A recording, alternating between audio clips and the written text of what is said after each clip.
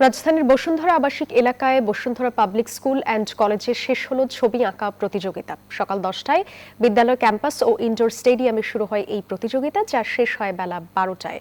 এই প্রতিযোগিতা হয় দুইটি ক্যাটাগরিতে। এর মধ্যে প্রথম থেকে ষষ্ঠ শ্রেণী পর্যন্ত একটি ক্যাটাগরি, অন্যটি সপ্তম থেকে দশম শ্রেণী পর্যন্ত। এতে অংশ নেন 5,000-এর বেশি শিক্ষার্থী। দুই ক্যাটাগরিতে রয়েছে 30 লাখ টাকার 143টি পুরস্কার। প্রথম পুরস্কার 3 লাখ টাকা। আয়োজকরা বলছেন, এই অভিনব প্রতিযোগিতার মধ্য দিয়ে 71-এর স্বাধীনতা আর 24-এর স্বৈরাচার বিরোধী আন্দোলন ইতিহাসের এই দুই বাঁক বদলকে স্মৃতিতে গেঁথে রাখবে নতুন প্রজন্ম। আগামী 26 ডিসেম্বর বিজয়ীদের হাতে তুলে দেয়া হবে পুরস্কার।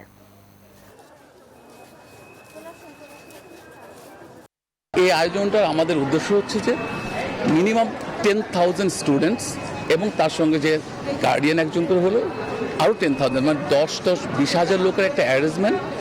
এই আয়োজনটাও কিন্তু আমার মনে হয় বাংলাদেশে অন্য কেউ করার মতো সাহস রাখেন না, কারণ এটার জন্য অনেক বড় একটা ক্যাপাসিটি দরকার, একটা স্পেস দরকার, আর সেটা সম্ভবত বসুন্ধরা গ্রুপে আছে।